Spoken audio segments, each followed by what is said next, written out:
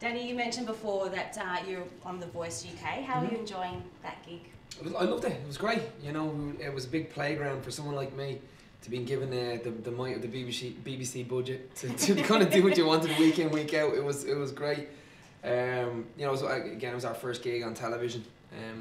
You know, the lads obviously, you know, had the backing of the lads going into it as well. It'd be really hard. Imagine that I was like, yeah, listen, I have to do this, and then the lads are hating you. But no, it was really good because at the same time you kind of get to see what are we as a band, who are we, and what do we mean to people. And it was really interesting that people were kind of taking me seriously for once.